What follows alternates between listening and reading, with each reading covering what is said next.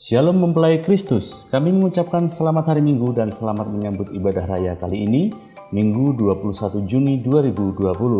Dalam kesempatan ini akan kami sampaikan beberapa informasi untuk Anda. Mempelai Kristus, KBTK dan SD Bethany School membuka pendaftaran siswa baru untuk tahun pelajaran 2020-2021. Bagi Anda yang memiliki putra-putri yang akan memasuki usia sekolah, Anda bisa segera mendaftarkan buah hati Anda di KBTK dan SD Bethany School, tempat terbatas.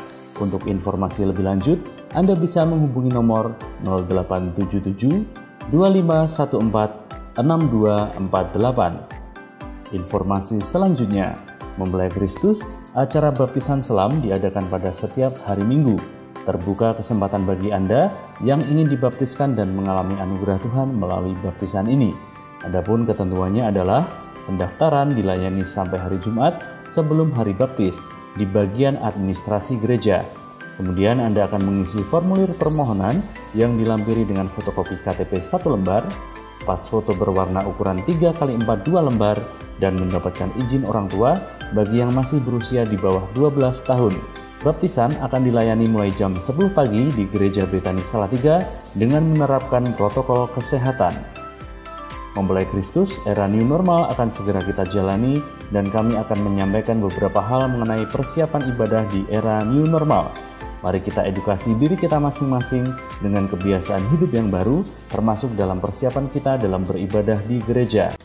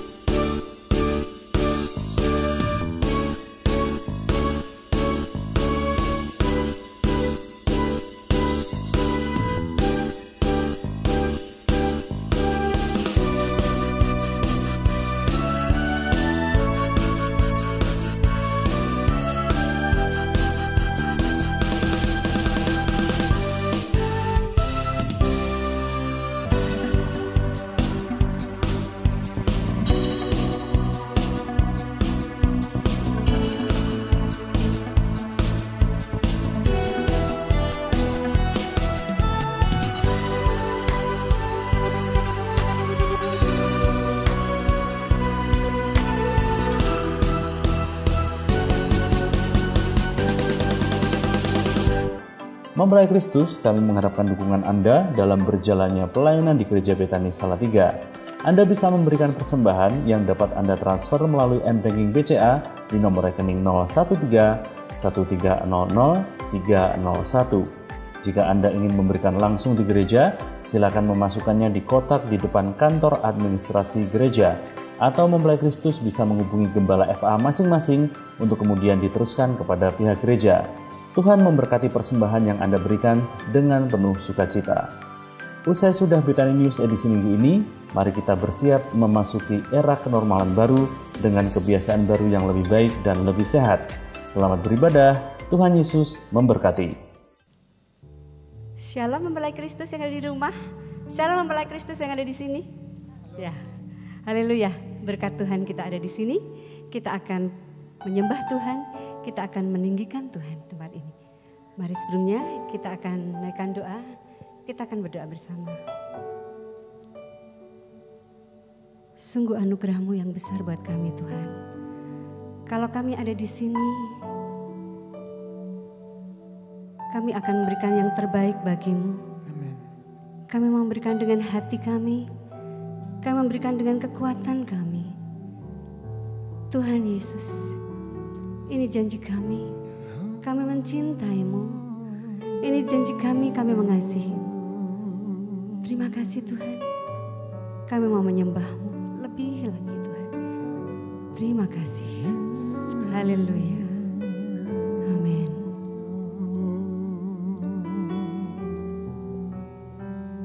Terima kasih.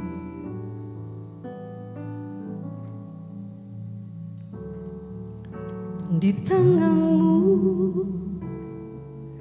ini janjiku, segenap hidupku untuk-Mu. Kau mengatur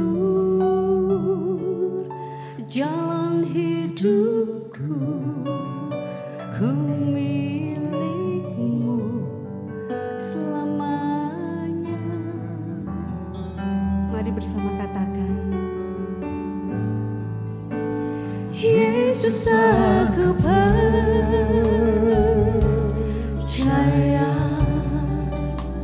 Yesus aku milik-Mu,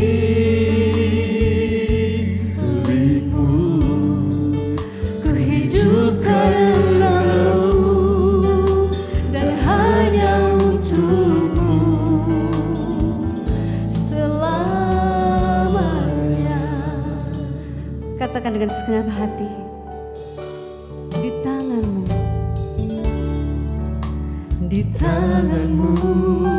Ini janji kami Tuhan Yesus. Ini janji-Mu, Segenap hidup segenap hidupku untuk-Mu. Kau mengatur jalan hidupku, ku milik-Mu selamanya. Yesus, kami percaya Tuhan Yesus. Yesus aku percaya,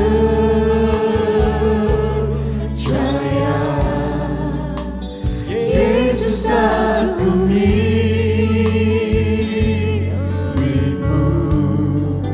Ku hidup karena-Mu dan hanya untuk-Mu selamanya. Katakan di tangan-Mu, di tangan-Mu.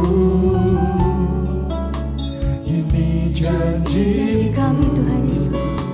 Segenap hidup kami untuk-Mu. Kau mengatur jalan hidupku, ku milik-Mu selamanya. Katakan dengan segenap hatimu,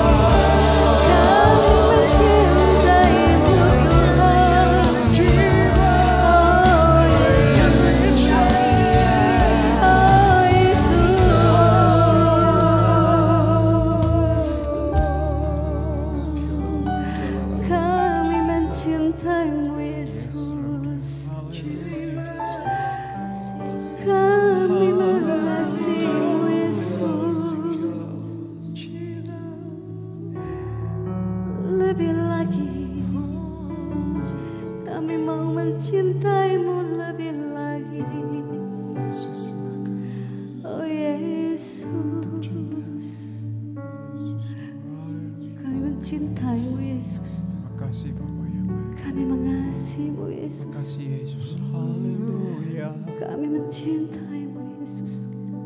Kami mengasihi-Mu Tuhan. Lebih lagi kami mencintai-Mu. Kasih Yesus. Haleluya Yesus.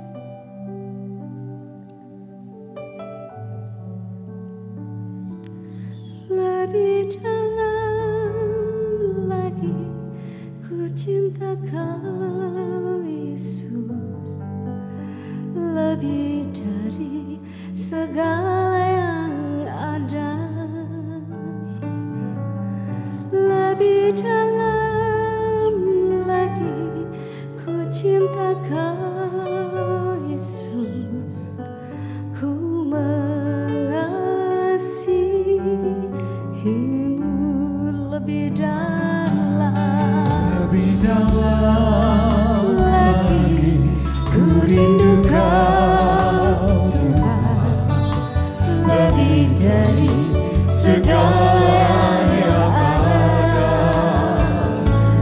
Lebih dalam lagi ku cinta Kau Yesus, ku mengasihi-Mu lebih dalam lagi kami mencintai Kau Tuhan, lebih dari segala yang ada. Lebih dalam lagi ku cinta Kau Yesus, ku mengasihi-Mu. Katakan dengan segenap hati, satu hal yang kami rindu Tuhan, Satu hal yang ku rindukan, ya Tuhan, selalu berada di dekat, selalu berada di dekat-Mu. Dengan segenap hati, dengan segenap jiwa, ku menanti di hadirat-Mu. satu hal kami rindu, Satu hal yang ku rindukan, ya Tuhan, selalu berada di dekat-Mu. Dengan segenap hati, dengan segenap jiwa, ku menanti di hadirat-Mu. Lebih dalam lagi ku rindukan Tuhan, lebih dari segala yang ada. Lebih dalam lagi ku cinta Kau Yesus, ku mengasihi-Mu. katakan lebih dalam, kami mencintai-Mu Yesus lebih dalam lagi. Lebih dalam lagi ku rindukan Tuhan, lebih dari segala yang ada.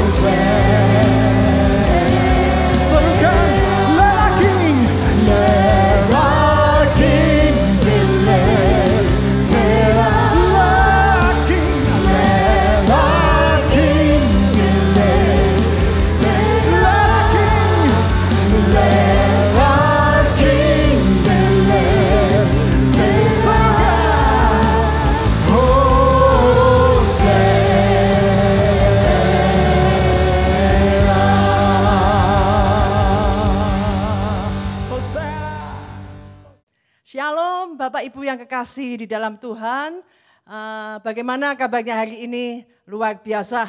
Kita punya Tuhan yang luar biasa sehingga hari-hari kita pun menjadi hari-hari yang luar biasa. Hidup kita tidak tergantung keadaan, tetapi hidup kita ini sepenuhnya bergantung kepada Tuhan kita, Yesus Kristus. Baik, sebelum kita memulai firman Tuhan pada hari ini, kita mulai dengan doa.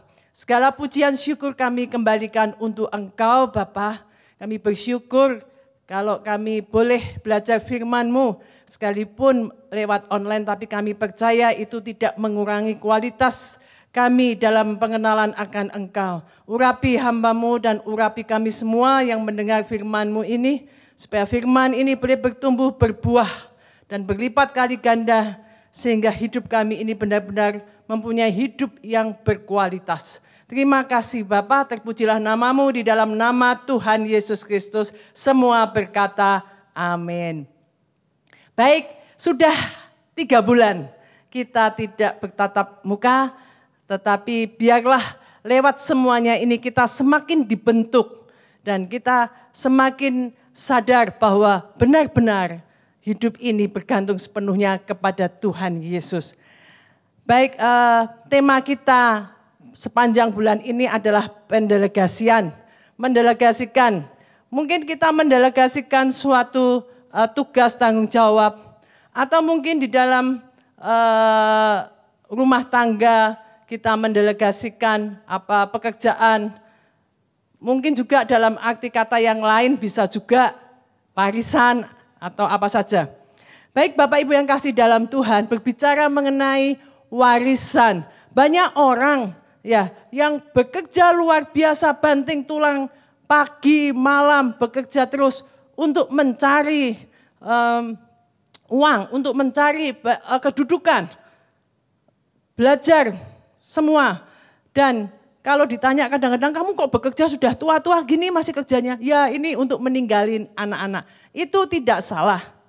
Saya bagi 2 hal dalam hal ini. Kalau kita mau mendelegasikan atau mewariskan sesuatu, yang pertama adalah warisan yang bersifat tidak kekal. Dan yang kedua adalah warisan yang bersifat kekal. Oleh sebab itu, kita perlu belajar. Seringkali kita hanya fokus pada warisan yang bersifat tidak kekal. Misalnya kita bekerja keras untuk mau meninggalkan harta, atau mungkin posisi, atau mungkin kedudukan. Itu tidak salah. Tetapi yang lebih penting daripada itu, yaitu warisan yang kedua, yaitu warisan yang bersifat kekal, itu sering kita abaikan dan artinya kita kurang perhatikan. Ya. Baik Bapak Ibu yang kekasih di dalam Tuhan, kalau kita berbicara mengenai warisan yang tidak kekal seperti harta, kekayaan, kedudukan, itu hanya bersifat sementara. Toh kalau misalnya ada beberapa kenalan yang menyekolahkan anaknya di luar negeri. Kemudian dia pikir kalau pulang bisa melanjutkan perusahaannya. Tetapi kalau tidak diberi kualitas hidup warisan yang bersifat kekal, apa yang dikerjakan oleh orang tuanya mungkin sebentar saja bisa habis. Ada satu perusahaan yang bertahan sampai 3 generasi. Tapi setelah itu generasi keempat perusahaan itu sudah hancur. Atau bahkan ada yang baru 2 generasi sudah tidak berfungsi lagi. Tapi biarlah kita mau belajar sesuatu yang lebih bermakna dalam kehidupan ini dan khususnya dalam pengiringan kita kepada Tuhan. Yaitu warisan yang bersifat kekal. Yang dimaksud warisan bersifat kekal, saya mau belajar daripada kualitas hidup. Bagaimana kita hidup ini berkualitas. Kalau misalnya kita punya anak ini ya, seringkali bahkan kita pada saat kecil pun kita kan sering ditanya, kalau engkau besar mau jadi apa? Memang itu penting untuk membuat suatu harapan bahwa ada sesuatu yang harus dicapai. Tetapi sebenarnya yang lebih penting daripada itu adalah kamu ingin jadi apa, tetapi tujuanmu jadi apa itu yang lebih penting. Misalnya, waktu kecil ditanya, kamu kalau besar ingin jadi apa? Oh, aku ingin jadi dokter.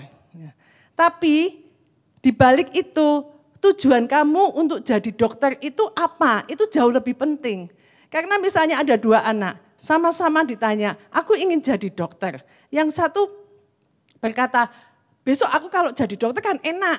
Sekali suntik, sekali orang datang konsultasi, aku dapat uang banyak.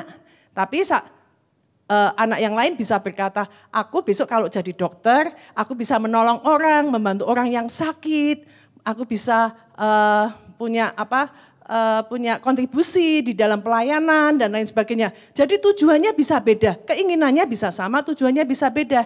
Yang kita belajar pada hari ini adalah supaya kita punya tujuan yang bersifat kekal. Yaitu yang pertama, yang dikatakan warisan kekal adalah kebenaran firman Tuhan. Yaitu kekekalan. Itu harus kita wariskan dari generasi ke generasi. Artinya bahwa kita punya kehidupan yang tidak hanya pada saat kita di muka bumi ini saja, tetapi adalah kehidupan yang selama-lamanya. Dan itu yang kita wariskan. Artinya bahwa kita harus menyatakan kebenaran tentang Kristus. Bahwa Kristus sudah mati dan bangkit supaya kita dan keturunan kita dan semua orang yang ada di sekitar kita memperoleh keselamatan. Dan kalau kita percaya kepada Tuhan, mengakui Tuhan sebagai Allah dan Juru Selamat kita, tentunya hidup kita juga harus menurut apa yang dikatakan firman Tuhan. Dan inilah yang penting, artinya kita harus mewarisi, mendelegasikan suatu kehidupan yang punya kualitas, yang tidak hanya ecek-ecekan saja, tapi bagaimana hidup yang berkualitas itu yang penting. Saya akan buka di dalam Injil Markus ayat yang ke-11. Markus 11 ayat yang ke-12 sampai ke-14. Judul perikopnya adalah Yesus mengutuk pohon ara. Ini kejadian ini adalah setelah Yesus menyucikan bait Allah, kemudian Yesus merasa lapar. Ya. Markus 11 ayat yang ke-12 sampai 14. Keesokan harinya sesudah Yesus dan ke-12 muridnya meninggalkan Betania, Yesus merasa lapar. Dan dari jauh ia melihat pohon ara yang sudah berdaun. Ia mendekatinya untuk melihat kalau ia mendapat apa-apa pada pohon itu. Tetapi waktu ia tiba di situ, ia tidak mendapat apa-apa selain daun-daun saja. Sebab memang bukan musim buah ara. Maka katanya kepada pohon itu, jangan lagi seorang pun makan buahmu selama-lamanya. Dan murid-muridnya pun mendengarnya. Bapak Ibu yang kasih dalam Tuhan, Tuhan Yesus mencari buah ara pada pohon ara. Dan setelah tidak didapati ada buah di dalam pohon itu, kemudian seolah-olah Tuhan itu marah dan bukan seolah-olah ya, tapi Tuhan benar-benar mengutuk pohon ara itu. Dan kalau kita lihat di dalam Injil perikop selanjutnya bahwa pohon ara itu keesokan harinya sudah menjadi kering. Padahal kalau kita lihat dikatakan di sini memang bukan musim buah ara. Nah, kalau kita cari buah yang tidak pada musimnya itu kan memang susah. Nah, ini adalah sepertinya itu suatu pelajaran yang Tuhan inginkan dalam kehidupan kita. Bahwa hidup yang berkualitas itu tidak tergantung pada musimnya. Tetapi saudara, hidup yang berkualitas itu harus hidup yang menghasilkan buah-buah setiap musim. Musim kering, musim panas, musim apapun, hidup kita harus berbuah-buah. Di dalam Yeremia 17 ayat yang ke-8, Yeremia 17 ya. Ayat yang ke-8, ia akan seperti pohon yang ditanam di tepi air, yang merambatkan akar-akarnya ke tepi batang air dan yang tidak mengalami datangnya panas terik, yang daunnya tetap hijau, yang tidak khawatir dalam tahun kering, dan yang tidak berhenti menghasilkan buah. Jadi dalam perikop Tuhan Yesus mengutuk pohon ara ini, itu memberi satu pelajaran bahwa hidup kita, hidup yang berkualitas adalah hidup yang berbuah setiap musim. Jadi mungkin pada saat ini ya dalam situasi musim pandemi ini kadang-kadang kan mungkin ya saudara ya, ada beberapa dari kita yang penghasilannya jauh merosot, bahkan ada yang mengalami PHK sehingga seolah-olah keadaannya begitu mengkhawatirkan, begitu menakutkan sehingga kita hanya bisa bersungut-sungut. Tetapi Tuhan menginginkan bahwa pandemi ini tidak mempengaruhi hidup kita untuk berbuah. Artinya hidup kita itu harus berkualitas. Di sini dikatakan pohon yang ditanam di tepi aliran air, yang merambatkan akar-akarnya ke tepi batang air. Jadi kalau kita mau berbuah, apapun itu musimnya, artinya saudara, apa itu musim, keadaannya susah, keadaannya paceklik, keadaan ada virus, atau apa saja, hidup kita itu harus tetap menyatakan ada Kristus sehingga hidup kita ini berbuah-buah. Nanti akan saya singgung sebentar tentang buah apa. Kemudian dikatakan yang daunnya tetap hijau, yang tidak khawatir dalam tahun kering, dan yang tidak berhenti menghasilkan buah. Tidak khawatir dalam tahun kering artinya memang kadang-kadang ada tahun-tahun kering yang harus dihadapi. Tetapi dikatakan bahwa pohon itu ditanam di tepi aliran air yang merambatkan akar-akarnya ke tepi batang air. Artinya saudara, kalau pohon itu melekat ada di dalam tanah yang mengandung air, mungkin kelihatannya tanah itu kering, tetapi kalau tanah itu ada batang airnya yang walaupun tidak kelihatan, artinya ada persediaan air di dalam tanah itu. Sehingga sekalipun kelihatannya itu musim kering, tapi ada persediaan air. Kalau hidup kita, persediaan air dalam kehidupan kita adalah air hidup, yaitu Yesus sendiri yang kemudian kita ditanam di dalam air hidup itu, dicangkokkan dalam kehidupan Kristus, di mana Kristus hidup dalam hidup kita, maka kita seperti pohon yang berbuah, yang tidak berhenti menghasilkan buah. Sekalipun keadaan kita ini tidak, di lingkungan kita ini seolah-olah membuat kita ini tidak baik, tetapi saudara, ada kualitas yang Tuhan tuntut dalam hidup kita, yang Tuhan maui dalam hidup kita, seperti pohon yang tidak berhenti menghasilkan buah. Demikian juga dalam kehidupan Bapak, Ibu, Saudara semuanya, dalam kehidupan kita ini, bagaimana kita bisa menghasilkan buah-buah yang Tuhan inginkan sementara keadaan tidak baik. Kita tidak boleh lepas dari yang namanya air kehidupan. Seperti pohon itu di dalam Yeremia 17 saudara bisa baca, kalau ditanam di tepi air, yang merambatkan akar-akarnya ke tepi batang air, ya, daunnya tetap hijau. Tidak khawatir dalam menghadapi tahun kering. Jadi mungkin beberapa di antara kita di saat-saat seperti ini, selain menghadapi kekhawatiran kena virus, menghadapi juga kekhawatiran mengenai masa depan. Bagaimana dengan bisnisku yang tiba-tiba kolaps dan lain sebagainya. Tetapi di sini dikatakan, tidak berhenti menghasilkan buah. Tuhan tidak pernah terlambat menolong kita. Selalu ada jalan. Di tengah-tengah kesempitan hidup ini, selalu ada kesempatan yang Tuhan beri dalam hidup kita. Baik itu kesempatan untuk melakukan hal-hal mungkin yang dulu tidak pernah kita pikirkan. Dalam hal berbisnis dan lain sebagainya, selalu ada kesempatan. Jadi hidup kita untuk bisa berbuah, pohon itu harus melekat kepada air kehidupan, yaitu Yesus. Bagaimana kehidupan kita? Bagaimana kehidupan saudara dan saya? Apakah benar-benar kita sudah benar-benar melekat kepada Tuhan? Tuhan benar-benar menguasai, ada dalam hidup kita. Hidupku bukannya aku lagi, tapi Yesus yang hidup dalam hidupku. Saudara, di tengah-tengah kesulitan, kadang-kadang kita ini pikirannya selalu, siapa yang bisa nolong aku? Siapa yang bisa tak mintai tolong? Tapi biarlah kita dalam hal ini benar-benar saat ini adalah saat kita ini menjadi yang dulu mungkin pola hidup kita yang dikatakan rasanya monoton, bisa sekarang menjadi new normal. Artinya harus berubah. Gereja pun juga harus mengalami perubahan. Dulu mungkin yang ibadahnya 1,5 jam sampai 2 jam. Nanti kalau sudah mulai ibadah tidak tahu sampai kapan, tapi dari Kementerian Agama kalau tidak salah sudah mengeluarkan peraturan bahwa ibadah maksimal 1 jam. Jadi kita benar-benar ibadah itu tidak tergantung jangka waktunya, panjangnya, waktunya, kualitasnya, itu tergantung kepada panjangnya waktu, tidak. Tetapi bagaimana waktu yang singkat ini benar-benar berkualitas, sehingga 1 jam ini benar-benar kita bisa merasakan ibadah yang sungguh-sungguh mempersembahkan tubuh, roh, dan jiwa kita kepada Tuhan.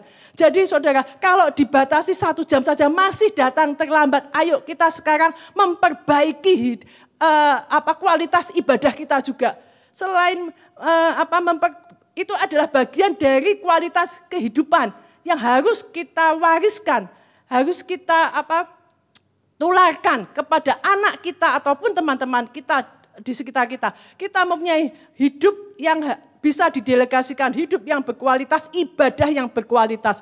Kalau 1 jam, mari kita betul-betul sebelum ibadah mulai, kita sudah siap benar-benar memuji, menyembah Tuhan, mendengarkan firman Tuhan, semuanya. Jadi 1 jam itu benar-benar efisien dan efektif, dan kita benar-benar bisa merasakan bahwa itu adalah ibadah yang luar biasa. Biasanya kalau saya lihat ini, ibadah 1,5 jam, 2 jam datang kalau mau firman dan lain sebagainya, kita kurang disiplin. Tapi dengan keadaan seperti ini kita diajari untuk benar-benar menggunakan waktu-waktu kita juga supaya kita bisa menggunakan waktu yang punya kualitas.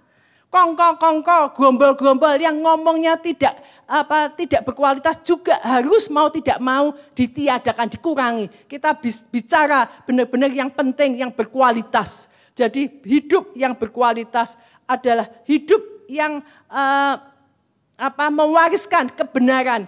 Yaitu yang pertama tadi, Tuhan itu adalah Allah kita yang harus kita sembah. Tuhan kita itu adalah Yesus yang menyelamatkan kita. Sekali Yesus tetap Yesus, keadaan apapun jangan pernah sekali-kali meninggalkan Tuhan. Di dalam Roma juga dikatakan Paulus, siapa yang dapat memisahkan aku dari kasih Kristus? Penindasan, penganiayaan, semuanya tidak bisa. Bahkan di dalam Habakuk 3 ayat yang 17 dikatakan, sekalipun pohon ara tidak berbunga, pohon anggur tidak berbuah, pohon zaitun, hasil pohon zaitun mengecewakan, sekalipun ladang-ladang tidak menghasilkan bahan makanan, sekalipun kambing domba terhalau dari kurungan, dan tidak ada lembu sapi di dalam kandang. Namun aku mau bersorak-sorak di dalam Tuhan. Beria-ria di dalam Allah yang menyelamatkan aku. Allah Tuhanku, itulah kekuatanku. Ia membuat kakiku seperti kaki rusa. Saudara, mari sekalipun keadaannya seperti yang Habakuk nyatakan itu. Seolah-olah tidak ada lagi apa yang bisa kita harapkan. Tetapi kita tetap sekali Tuhan, tetap Tuhan. Apapun yang saudara alami, jangan pernah tinggalkan Tuhan Yesus. Karena ini adalah warisan yang tidak bisa dinilai dengan kekayaan atau apapun. Ini adalah warisan terbesar dalam kehidupan saudara dan saya. Delegasikan warisan ini kepada siapa saja. Bahwa sekali Yesus, tetap Yesus. Apapun yang terjadi dalam hidupmu, jangan pernah mengingkari keselamatan ini. Jangan pernah mengingkari warisan ini. Sekali Yesus, tetap Yesus. Jadi saudara, hidup kita itu harus berbuah. Bagaimana? Buah apa? Buah apa yang harus kita nyatakan? Jadi setelah kita punya kualitas bahwa dan Tuhan ingin bahwa hidup saudara dan saya itu harus berbuah setiap musim. Di firman Tuhan ada dikatakan bahwa di dalam Galatia ayat 5:22, buah roh. Jadi kalau kita ada Tuhan, hidup kita itu pasti akan menghasilkan buah yang bisa dinikmati oleh banyak orang. Buah roh itu, saudara, bisa dinikmati oleh banyak orang. Orang yang tanda bahwa orang itu ada Roh Kudus, ya tentunya ada buahnya, ada ketoke gitu loh, saudara. Kamu tuh katanya penuh dengan Roh Kudus. Nyatanya mana? Kamu katanya penuh Roh Kudus. Kalau kalau berdoa jengking-jengking sampai nangis-nangis katanya diurapi penuh Roh Kudus. Tapi perbuatanmu, kau masih maling, kau masih korupsi. Mana hasilnya? Itu justru menjadi cibiran orang. Jadi batu sandungan. Tapi kalau engkau punya Roh Kudus, di dalam tingkah lakumu pasti juga kelihatan buah itu. Dan buah itu bisa dinikmati banyak orang. Galatia 5 ayat 22, buah roh itu adalah kasih, ya, sukacita, damai sejahtera, kesabaran, kebaikan, kesetiaan, kelemah lembutan, penguasaan diri. 9 buah roh itu ada dalam hidupmu. Memang kita semua sedang belajar. Sedang belajar untuk bagaimana supaya buah roh itu nyata dalam hidup kita. Itu adalah kekekalan ya saudara. Kalau mungkin kita dikasih warisan, misalnya dikasih warisan kedudukan, dikasih warisan kekuasaan, dikasih warisan harta benda, itu sementara. Dan kalau kita tidak bisa mengelolanya, sebentar saja sudah lenyap. Tapi kalau warisan, buah-buah roh, karakter itu dibawa sampai kekekalan saudara. Jadi mari nyatakan kasih. Saudara, buah roh yang pertama, kasih. Sudahkah saudara mempunyai kasih? Kasih kepada Tuhan dan kasih kepada sesama. Kalau saudara mengasihi Tuhan, pasti juga saudara mengasihi sesama saudara. Sesama itu bisa dalam keluarga, itu yang pasti juga di dalam komunitas kita. Pasti ada kasih. Kasih kepada Tuhan. Kalau kita mengasihi Tuhan, pasti kita itu ingin juga melayani pekerjaan Tuhan. Ya entah itu pekerjaan Tuhan itu macam-macam saudara. Tapi kalau kita melayani pekerjaan Tuhan, belum tentu kita mengasihi Tuhan. Karena banyak juga orang yang seolah-olah kayaknya melayani Tuhan dengan bekerja pekerjaan Tuhan, tapi motivasinya bisa macam-macam. Bisa motivasinya kepingin dikenal orang, bisa motivasinya karena uang dan lain sebagainya. Tapi kalau kita mengasihi Tuhan, kita juga akan melakukan pekerjaan-pekerjaan Tuhan dengan ketulusan. Demikian juga dalam membawa persembahan saudara. Kalau saudara membawa persembahan itu karena terintimidasi atau karena aku membawa persembahan supaya aku diberkati, itu motivasi yang salah saudara. Artinya sepertinya itu kayak gambling. Aku bawa persembahan 1.000 nanti Tuhan memberkati aku 10.000. Itu seperti judi. Tapi kalau kita membawa persembahan karena kita mengasihi Tuhan. Karena kita mau taat dan mau setia, itu saudara. Jangan karena aku mau diberkati sehingga aku harus menabung supaya aku diberkati. Itu motivasi yang salah. Memang kalau kita tak menabur kita akan menuai. Tapi kalau motivasinya itu salah. Tapi kalau kita motivasinya adalah karena aku mengasihi Tuhan, aku membawa persembahan, baik itu harta, baik itu tenaga, baik itu pikiran atau apa saja. Karena aku mengasihi Tuhan dengan tulus, tidak ada motivasi yang lain. Karena apapun yang kita berikan, apapun yang kita persembahkan kepada Tuhan, itu dibandingkan dengan keselamatan yang Tuhan beri, pengorbanan yang Tuhan beri buat saudara dan saya, itu tidak ada artinya saudara. Tidak ada artinya sama sekali. Kalau kita membawa itu kan hanya untuk menyatakan bahwa Tuhan, aku mengasihimu. Aku melayani engkau karena aku mengasihimu. Bukan karena supaya dikenal orang, supaya aku dapat uang dan lain sebagainya. Bukan, tapi karena aku mengasihi Tuhan. Masalah kita mendapat berkat itu juga karena adalah belas kasih Tuhan, saudara. Jadi kita harus mengoreksi kembali motivasi kita, siapapun kita, hamba-hamba Tuhan juga, saya juga harus selalu introspeksi. Apakah aku ini melayani Tuhan, motivasinya apa? Karena aku mengasihi Tuhan, aku sudah ditebus oleh darah Kristus yang tidak bisa dibeli oleh apapun juga. Apa karena ada motivasi yang lain? Itu harus kemudian kita koreksi hari lepas hari. Karena bisa pada saat awal melayani Tuhan, kita punya motivasi yang benar-benar karena mengasihi, karena sudah cinta yang mula-mula, kasih yang mula-mula karena aku mengasihi Tuhan, aku ingin melayani Tuhan. Tetapi dengan berjalannya waktu, motivasi itu bisa berubah loh saudara. Wah kemudian dapat PK banyak, waduh kok gini ya, kemudian bisa berubah. Jadi motivasinya bukan lagi mengasihi Tuhan, tapi karena PK-nya. PK itu persembahan kasih karena uangnya. Atau wah aku kok jadi terkenal ya sekarang ya, kok kok jadi terkenal ya sekarang? Wah, kemudian melayani Tuhan ingin supaya aku terkenal. Oleh sebab itu mari kita sama-sama dengan new normal ini, kehidupan motivasi kita harus juga istilahnya dikembalikan. Semua mungkin dengan perjalanan waktu itu bisa mengubah motivasi yang dulu cinta Tuhan luar biasa, sekarang jadi cinta uang dan macam-macam. Oleh sebab itu dengan kejadian ini tentu ada maksud Tuhan yang luar biasa untuk mengubah hidup kita. Supaya hidup kita ini benar-benar bergantung sepenuhnya kepada Tuhan. Berbuah dengan lebat. Berbuah luar biasa sehingga buah itu bisa dinikmati. Kita ada buah-buah roh dalam hidup kita. Kalau hidup kita dipenuhi Roh Kudus, tandanya adalah buah. Saudara, itu tanda yang nyata bahwa hidup kita berbuah.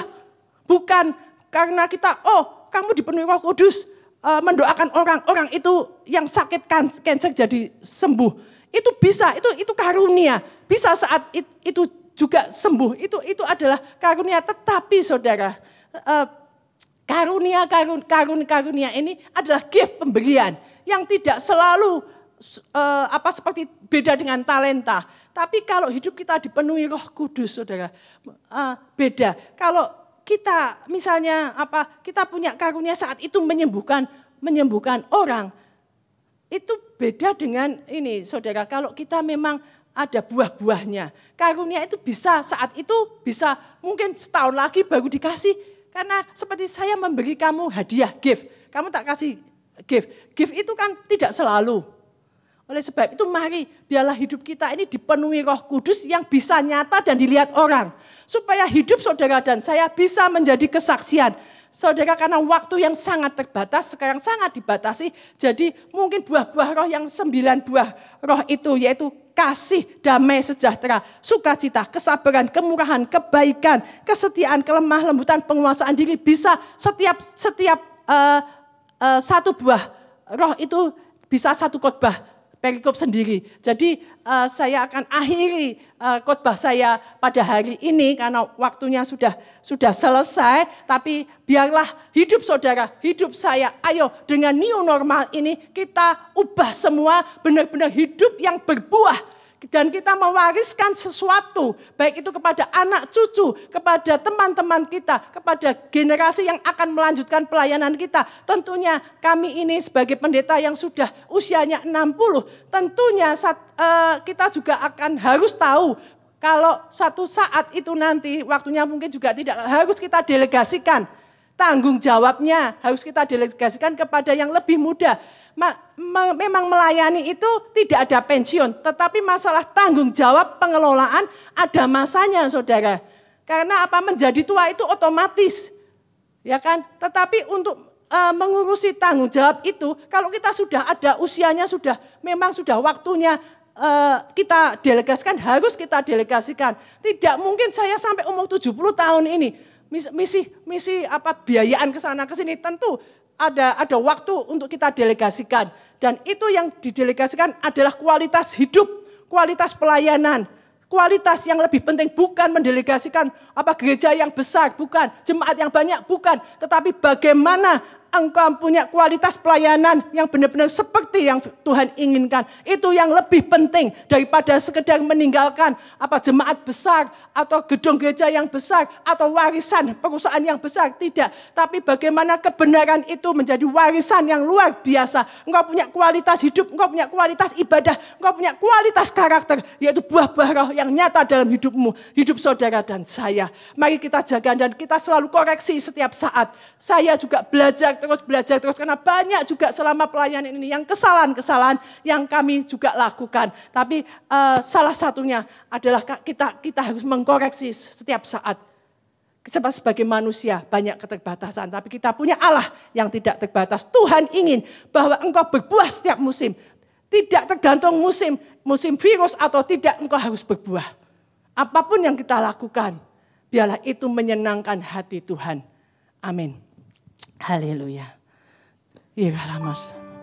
Tuhan, terima kasih Tuhan untuk firman yang kau boleh ajarkan buat kami pada hari ini Tuhan. Bahwa mewariskan satu kehidupan yang berkualitas. Mewariskan kebenaran itu harus kita lakukan Tuhan. untuk generasi-generasi yang akan datang Bapa. Bahwa kami memiliki kualitas hidup, kualitas pelayanan, kualitas ibadah yang benar-benar seperti apa yang Tuhan mau. Dan hidup kami adalah hidup yang berbuah-buah di segala musim. Karena kami melekat kepada pemberi kehidupan itu, yaitu Engkau sendiri Tuhan. Dan biarlah hari ini kami berdoa untuk setiap jemaat, untuk setiap kami semua. Mulai saat ini, mari hidup kita, nafas hidup kita, gaya hidup kita, jangan lepaskan dari Yesus. Biarlah Tuhan Yesus berkuasa atas hidupmu. Hidupmu dan hidupku bukannya aku lagi, tapi Yesus yang memilikinya. Terima kasih Bapa, terima kasih. Kami berdoa Tuhan, untuk saat ini, kalau ada di antara kami yang saat ini jauh daripada Engkau Tuhan, biarlah di saat-saat seperti ini kami boleh bertobat dan sadar bahwa kami tidak bisa jauh daripada Engkau.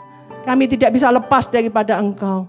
Kalau saat ini masih ada di antara kami yang hidup di dalam hal-hal yang tidak baik, baik itu perselingkuhan, baik itu narkoba, baik itu seks bebas, LGBT, semuanya Tuhan, korupsi. Bapa kami berdoa Tuhan, supaya ada pertobatan terjadi Bapa. Mereka yang menyembah ilah-ilah lain, karena mereka menginginkan mungkin harta-harta dunia. Tuhan, biarlah mereka kembali boleh datang kepadamu. Dan hari ini juga kami berdoa Tuhan, kalau saat ini ada yang sakit Tuhan, biarlah mereka boleh mengalami kesembuhan secara ilahi. Mereka berharap kepadamu Tuhan. Di saat-saat sakitnya ini mereka boleh merenungkan akan kebaikan Tuhan. Dan kalau saat ini ada yang diisolasi karena ada virus ini Bapa, biar di saat-saat mereka sedang diisolasi ini, mereka tetap juga bersandar berharap dan semakin dekat dengan Engkau Tuhan. Bahwa mereka tidak sendirian, tetapi ada Engkau yang mendampingi, menyertai dan menolong tepat pada waktunya. Terima kasih Bapa, terima kasih. Terima kasih Tuhan. Dan kalau saat ini ada keluarga-keluarga yang berantakan, yang terjadi perselingkuhan, yang mungkin karena ekonominya mereka kekurangan Tuhan. Kami berdoa Tuhan, hanya Engkau yang sanggup memulihkan. Terima kasih Bapa. Di dalam Engkau ada jalan keluar. Di dalam Engkau ada kemenangan. Dan kami tahu Tuhan, Engkau sudah memberikan semua jalan-jalan itu buat kami. Dan biarlah kekuatan daripada Tuhan membuat kami bisa mampu untuk berjuang. Terima kasih Bapa. Di dalam nama Tuhan Yesus kami sudah berdoa dan mengucap syukur. Haleluya, puji Tuhan. Amin. Baik Bapak Ibu yang kasih dalam Tuhan, tiba saatnya kita akan membawa persembahan. Dan tadi saya singgung di dalam firman Tuhan bahwa kita membawa persembahan karena kita mengasihi Tuhan. Ya, bukan karena supaya kita ini, wah kalau aku ngasih persembahan sekian nanti dapatnya sekian. Bukan, itu salah saudara. Tapi karena kita mengasihi, kita membawa persembahan. Dan persembahan itu tidak hanya berupa harta saja, tapi juga hidup kita. Itu yang lebih utama. Adalah waktu kita mungkin, juga pelayanan kita, menghibur orang, membawa kebenaran, mewariskan kebenaran kepada orang-orang di sekitar kita. Baik persembahan yang saudara bawa bisa ditransfer lewat rekening yang sudah dicantumkan di situ, atau bisa saudara kumpulkan lewat gembala FA saudara, atau saudara bisa bawa ke gereja di depan kantor administrasi ada kotak-kotak persembahan. Baik, sebelumnya kita membawa persembahan ini kita berdoa. Terima kasih Tuhan, sungguh siapakah kami ini sehingga Engkau memberi kesempatan buat kami untuk membawa persembahan ini. Dan biarlah persembahan ini Tuhan, baik itu perpuluhan, baik itu persembahan syukur, baik itu taburan, boleh memuliakan nama Tuhan. Terima kasih Bapa, ajari kami Tuhan untuk selalu taat dan setia kepadamu. Terima kasih Bapa, Engkau memberkati persembahan ini dan semua pengelolaannya biarlah itu dikelola seperti apa yang Tuhan mau. Dan semuanya itu memuliakan nama Tuhan. Terima kasih Bapa. Dan sebentar ini kami sama-sama mau berdoa doa Bapa kami, doa yang Tuhan ajarkan buat kami. Terima kasih Tuhan. Mari kita sama-sama berdoa Bapa kami. Bapa kami yang di surga, dikuduskanlah namamu, datanglah kerajaanmu, jadilah kehendak-Mu di bumi seperti di surga. Berikanlah kami pada hari ini makanan kami yang secukupnya. Dan ampunilah kami akan kesalahan kami, seperti kami juga mengampuni orang yang bersalah kepada kami. Dan janganlah membawa kami ke dalam pencobaan, tetapi lepaskanlah kami daripada yang jahat. Karena Engkaulah yang empunya kerajaan dan kuasa dan kemuliaan sampai selama-lamanya. Dan biarlah berkat daripada Allah Bapa, berkat kehidupan, berkat keselamatan, yang datangnya daripada Allah Bapa, persekutuan di dalam kasih Tuhan Yesus Kristus, di dalam kuat kuasa Roh Al-Kudus, senantiasa menyertai saudara-saudara sekalian.